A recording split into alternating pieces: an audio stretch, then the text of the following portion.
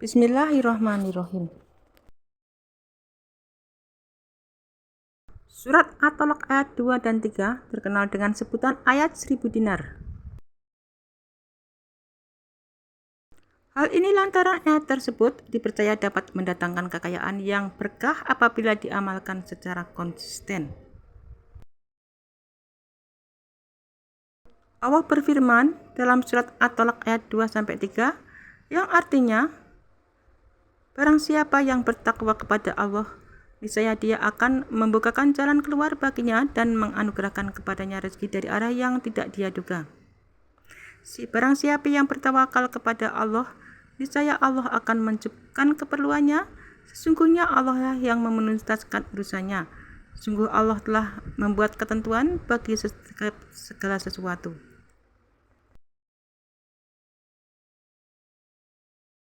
Di dalam kitab Musnad Imam Ahmad, Abu Dar mengatakan bahwa Rasulullah SAW telah bersabda, yang artinya, wahai Abu Dar, seandainya semua manusia mengamalkan ayat ini, yakni surat At-Tolak ayat 2 dan 3, niscaya mereka akan diberi kecukupan. Abu Dar melanjutkan bahwa Rasulullah SAW juga membaca ayat ini berulang-ulang kepadanya sehingga dia merasa mengantuk.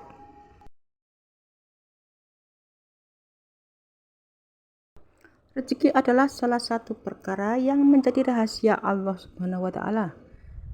Disebutkan Allah dalam ayat Al-Quran tentang rezeki bahwa rezeki sama halnya dengan kematian seseorang, umur, dan jodoh.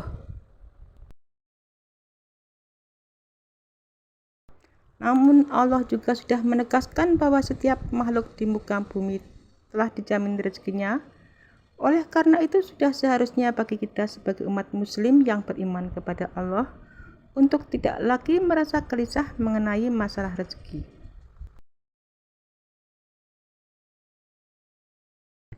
Dikarenakan persoalan rezeki sudah diatur oleh Allah, maka kita sebagai hambanya hanya perlu berikhtiar, mengusahakan yang terbaik untuk meraihnya.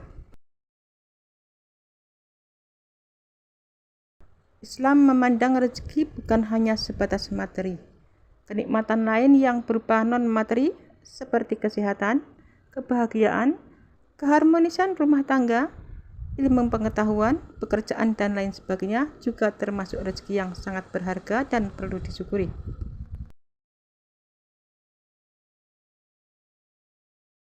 Al-Quran merupakan kitab suci umat Islam yang menjelaskan tentang segala hal termasuk masalah rezeki. Dalam kitab suci itu terdapat banyak ayat yang menyebutkan tentang rezeki. Setiap manusia dan makhluk yang ada di muka bumi, semuanya sudah ditentukan dan diatur rezekinya oleh Allah. Tugas manusia hanya mencari rezeki dengan cara halal dan mensyukurinya.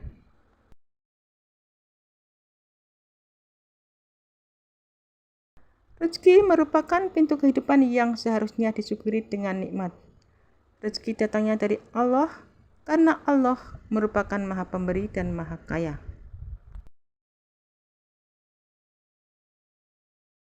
Selain berusaha dengan cara bekerja untuk meraih rezeki, manusia juga harus bertawakal dengan banyak berdoa kepada Allah agar dimudahkan dan dibukakan pintu rezekinya.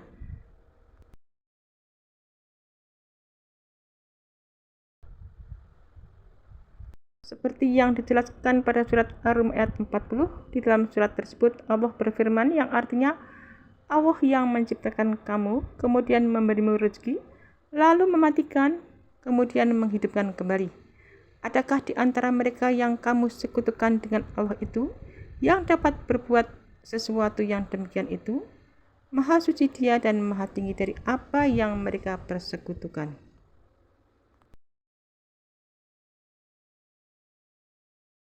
Tugas manusia adalah berusaha dan terus bekerja dengan sebaik-baiknya.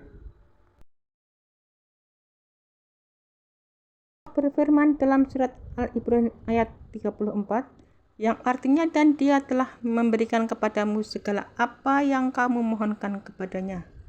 Dan jika kamu menghitung nikmat Allah, niscaya kamu tidak akan mampu menghitungkannya. Sungguh manusia itu sangat zalim dan sangat mengingkari nikmat Allah.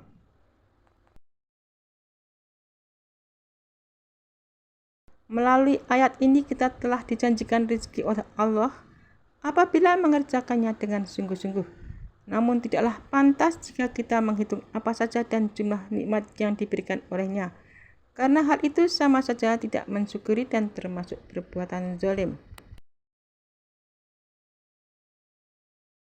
Allah berfirman dalam surat Al-Ibrahim ayat 7 yang artinya, dan ingatlah ketika Tuhanmu memaklumkan, sesungguhnya jika kamu bersyukur, niscaya aku akan menambah nikmat kepadamu. Tetapi jika kamu mengingkari nikmatku, maka pasti azabku sangat berat. Dalam ayat ini Allah kembali mengingatkan hambanya untuk senantiasa bersyukur atas segala nikmat yang telah dilimpahkannya. Bila mereka melaksanakannya, maka nikmat itu akan ditambah lagi olehnya. Sebaliknya, Allah juga mengingatkan kepada mereka yang mengingkari nikmatnya dan tidak mau bersyukur bahwa Dia akan menimpakan azabnya yang sangat pedih kepada mereka. Mensyukuri rahmat Allah bisa dilakukan dengan berbagai cara. Orang dapat mensyukuri nikmat Allah dengan ucapan yang setulus hati, diiringi dengan perbuatan, yaitu menggunakan rahmat tersebut untuk tujuan yang diridhoinya. Dalam kehidupan sehari-hari dapat kita lihat bahwa orang-orang yang dermawan dan suka menginfakkan hartanya untuk kepentingan umum dan menolong orang, pada umumnya tak pernah jatuh miskin ataupun sengsara. Bahkan rezekinya senantiasa bertambah, kekayaannya semakin meningkat dan hidupnya bahagia, dicintai serta dihormati dalam pergaulan. Sebaliknya, orang-orang kaya yang kikir atau suka menggunakan kekayaannya untuk hal-hal yang tidak diridhoi Allah, seperti judi atau memungut riba, maka kekayaannya tidak bertambah, bahkan lekas menyusut. Di samping itu, ia senantiasa dibenci dan dikutuk orang banyak, dan di akhirat memperoleh hukuman yang berat. Dalam surat Hud ayat ke-6, Allah berfirman yang artinya, dan tidak satupun makhluk bergerak atau bernyawa di bumi, melainkan semuanya dijamin Allah rezekinya. Dia mengetahui tempat kediamannya dan tempat penyimpanannya. Semua tertulis dalam kitab yang nyata, yaitu Lauh Mahfuz.